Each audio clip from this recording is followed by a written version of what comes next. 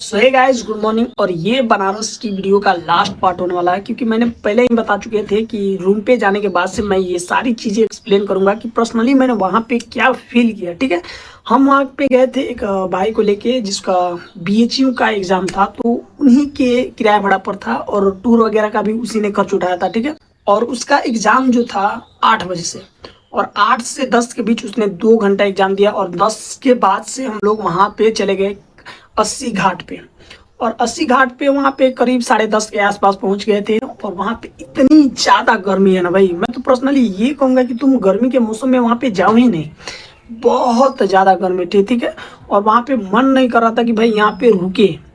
और वहीं पे अगर कोई सुबह में ट्रेन रहती ना, तो मैं सच बता रहा हूँ, कसम से बोल रहे हैं कि भाई वहाँ से हम लौट जाते और ये सारी चीज़ें मिसिंग कर देते जो कि हमने हाल ही में फील किया, जो हमने शाम को देखा।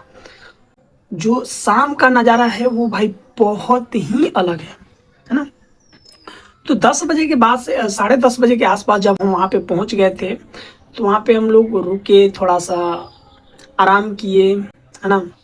और पानी वगैरह बहुत ज़्यादा यूज़ होता है वहाँ पे, क्योंकि बहुत ज़्यादा गर्मी लग रही थी। तो हमको लगता है कि हम लोग का 200-250 रुपया जो है केवल पानी में खर्च हो गए। ठीक है, क्योंकि बार बार पानी वगैरह जो है प्यास वगैरह लग रहे थे। ठीक है, हमको लगता है कि 4 से 4:30 बजे तक वहीं पे रुके रहे हम लोग 80 घाट पे, क्योंकि हमें कुछ पता ही नहीं था कि वहाँ यहाँ पे ऑलरेडी और सारे घाट हैं। मुझे खुद नहीं पता था भाई कि मैं बनारस तो पहली बार गया था, तो मुझे खुद नहीं पता था कि यहाँ पे ऑलरेडी 80+ घाटे हैं, और वो भी पास पास में ही है ना। तो मुझे लगा था कि ये बनारस कुछ खास नहीं है भाई, कि ये बस यही है, ये घाट वगैरह है, छोटा सा घाट, और क्या है भाई ना। लेकिन ऐसा नहीं है भाई। जैसे ही जाऊँगा तो कुछ नंदन बोला कि भाई आगे चलते हैं।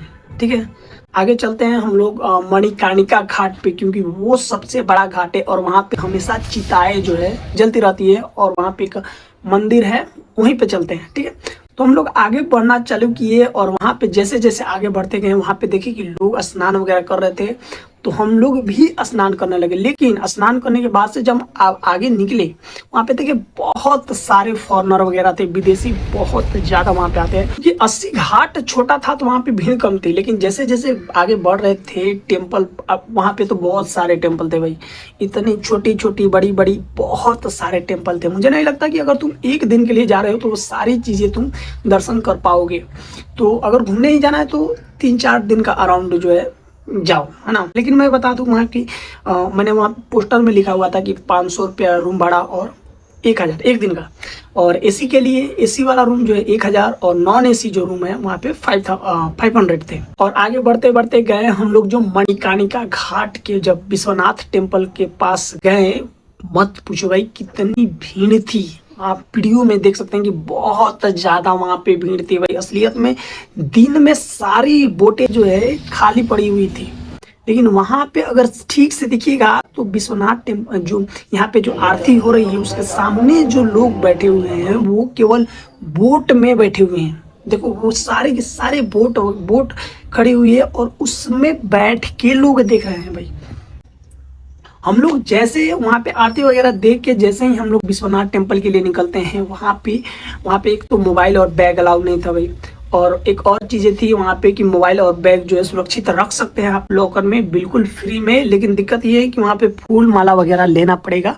ठीक है, और फूल माला वगैरह जो है छोटा जो है 250 का, और बड़ा जो है 500 का पड़ा था। तो मैंने नहीं ली भाई, और मैंने बैग वगैरह जमा कर दी, बट मैंने मोबाइल जमा करने का रिस्क नहीं लिया, क्योंकि मैं तो नया गया था, मुझे ये सारी चीज़ें नहीं पता थी। ठीक है, तो खुशनंदन केवल 250 का जो है सामान जो है पूजा पाठ करने के लिए वो लेके गया, अंदर गया। और मैं अंदर से देखो बैग इधर ही जमा कर सकते थे, बट मोबाइल जो है एक लाइन पे जाके वहाँ पे भी मोबाइल नहीं ले जाया जा सकता था, क्योंकि वहाँ पे बहुत ज़्यादा सिक्योरिटी है ना। तो मैं वहाँ से वापस आ गया और यहाँ पे इंतज़ार करने लगा भाई कि वो कब आएगा। जहाँ पे बैग वगैरह रखी हुई थी वहीं पे इंतज़ार करने लगा, और जब वो आ गया तुरंत मुझे लगता है कि 30 से 40 मिनट, 30 से 40 मिनट के बाद से वो दर्शन करके आ गया, है ना।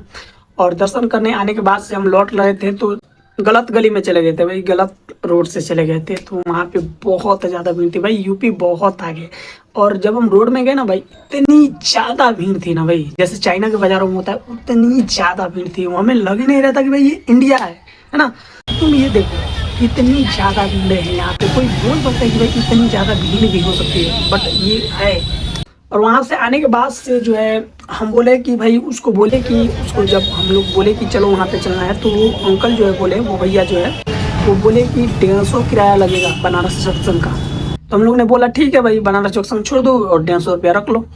और उन्होंने जो है 150 रुपये में बनारस जंक्शन नहीं छोड़ के वाराणसी छोड़ दिया, क्योंकि बनारस में 3 जंक्शन है भाई, काशी, वाराणसी और बनारस जंक्शन, ये 3 जंक्शन है। तो उसने वाराणसी जंक्शन में जाके वहाँ पे हम लोग को छोड़ दिया। और वाराणसी जंक्शन से पटना जंक्शन के लिए एक भी ट्रेन नहीं थी भाई।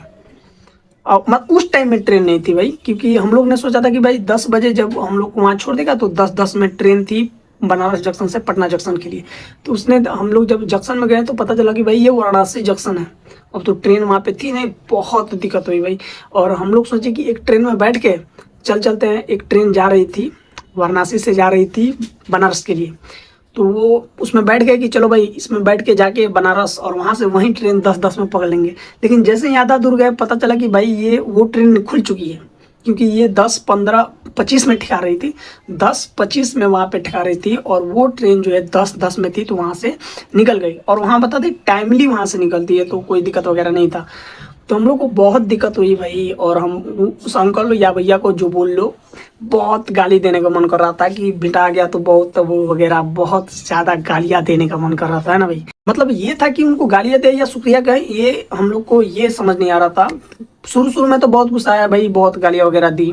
लेकिन बाद में पता चला कि पटना जंक्शन जाने के लिए, मान लो कि हमने 10:10 में ट्रेन पकड़ी, तो 3 बजे के आसपास दिखा रहा था कि पटना जंक्शन ठिका देगा। लेकिन पटना से जो है बापूधाम मोतिहारी का जो ट्रेन थी वो थी शाम में 5 बजे। यानी टोटल हम लोग को 12 घंटा रुकना पड़ता, 14-15 घंटा हम लोग को अराउंड वहाँ पे रुकना पड़ता। फिर जो है हम वहाँ से 5 बजे का ट्रेन पकड़ के यहाँ पे आते, यानी अराउंड हमें टोटल 1 दिन तो लग ही जाता। लेकिन जब वो भैया हमें छोड़ के चले गए तो हम लोग ने वाराणसी से गोरखपुर का ट्रेन पकड़ा, कि जो कि बहुत ज़्यादा भीड़ थी, क्योंकि उस टाइम में होमगार्ड का एग्जाम चल रहा था। तो बहुत स्लीपर में भी, एटलीस्ट हम लोग जनरल डब्बे में नहीं बैठे थे भाई, स्लीपर में जाके बैठ गए थे कि हम लोग को भीड़ के ज़्यादा सामना नहीं करना पड़ेगा। लेकिन स्लीपर में भी बहुत ज़्यादा भीड़ थी। और अराउंड 6 बजे के आसपास जो है उसने गोरखपुर छोड़ दिया। और 10 बजे हम लोग ने गोरखपुर से ट्रेन पकड़ी सुबह में, और 5 बजे हम लोग को बापूधाम मोतिहारी पहुँचा दिया। तो ये एक लेखा से ठीक ही था भाई। तो गाली क्या देना भाई, शुरू में बहुत सा गुस्सा आया, पर वो भाई भगवान का रूप है। फिलहाल में इतनी सारी बातें हुई हम लोग को, और सारी जर्नी के बारे में मैंने क्लियर थॉट से बता दिया, आप लोगों को क्लियरली बता दिया कि हमें पूरी जर्नी में किस चीज़ का सामना करना पड़ा। लेकिन फिर भी अगर आप बोल रहे हैं कि बनारस जा रहे हैं घूमने के लिए, तो आप जाओ भाई, ठंडी के दिनों में जाओ, गर्मी के दिनों में जा रहे हो तो थोड़ा सा देख के जाना, है ना। बाकी वीडियो अच्छी लगी तो वीडियो को लाइक करके चैनल को सब्सक्राइब कर दीजिए। Thank you.